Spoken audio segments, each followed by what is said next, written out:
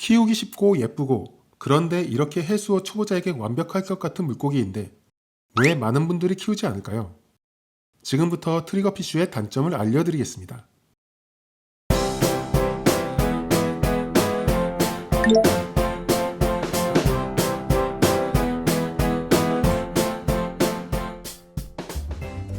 안녕하세요.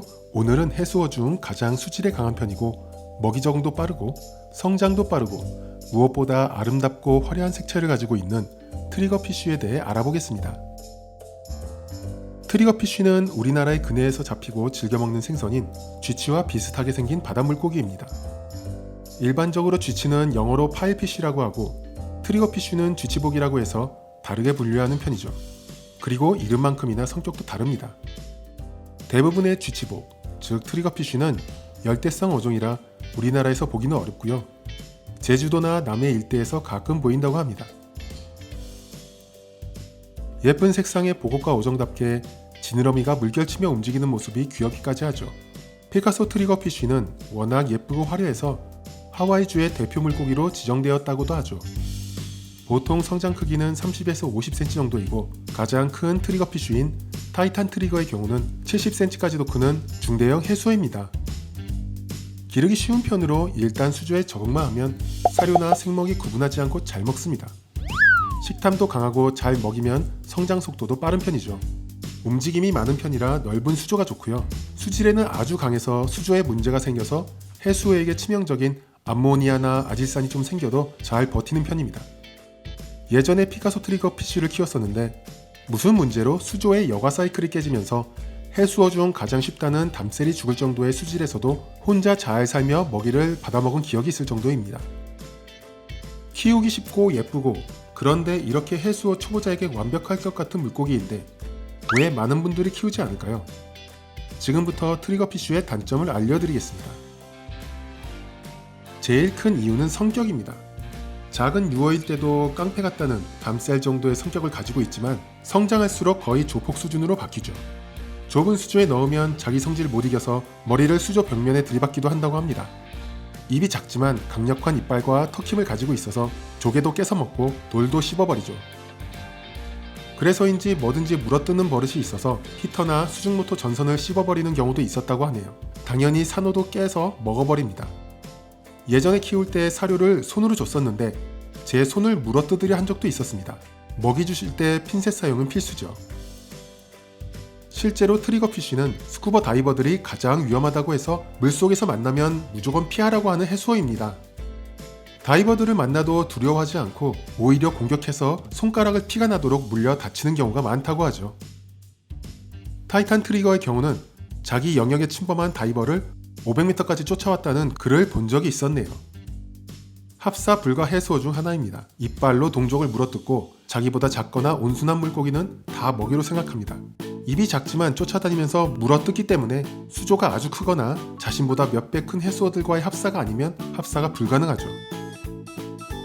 사진은 실제로 제가 키우던 피카소 트리거에게 형체를 알아볼 수 없을 정도로 물어뜯긴 옐로우 테일 담셀입니다. 몇 마리의 해수어를 죽이고 결국 수족관에 갖다 주었던 기억이 있죠. 그 외에 새우류, 불가사리, 고둥, 게, 말미잘 모두 트리거피쉬의 좋은 간식이죠. 일반적으로 물고기들은 먹이를 삼켜버리는 방식으로 먹는데 트리거피쉬들은 물어뜯어서 먹기 때문에 물이 금방 엉망이 됩니다. 생먹이를 주면 뜯겨서 물이 뿌얘지고 사료도 씹어먹어서 물속에 가루가 날리게 되죠. 이런 문제들로 인해 수질에도 강하고 아주 예쁜 해수어임에도 의외로 많은 분들이 키우고 있지 않습니다. 예전에 결국 수족관에 갖다 줄 때도 수족관 주인 아저씨도 별로 좋아하지 않으시더군요. 단점들을 열거했지만 사실 장점도 굉장히 많은 해수어입니다. 예쁘고 수질에 강하고 잘 먹고 상처가 나도 금방 회복하고 성장도 빨라 예민한 해수어만 키워보다가 스트레스 받으신 분들에게 위로가 되는 물고기죠.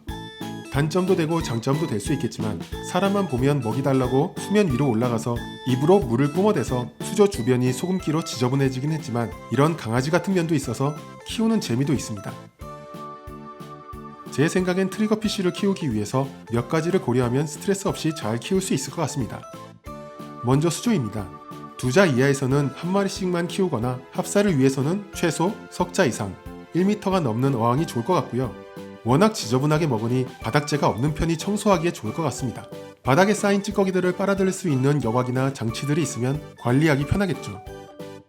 수질에 강하다고 하지만 많이 먹고 배설물도 많아서 여과제가 넉넉하게 세팅되어야 할 것 같고요. 그리고 트리거 PC도 순환 종류가 있는데 특히 크로스 해치 트리거나 블루페이스 트리거는 일반적인 해수어처럼 온순한 편이고 산호도 잘 물어뜯지 않는다고 합니다.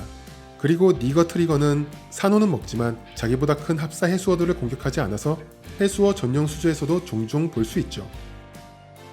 그 밖에 크라운 트리거나 피카소 트리거 등은 성장할수록 난폭해지는 경향이 있지만 큰 수조에서는 다른 트리거들과 합사는 시도해 볼 수 있을 것 같습니다.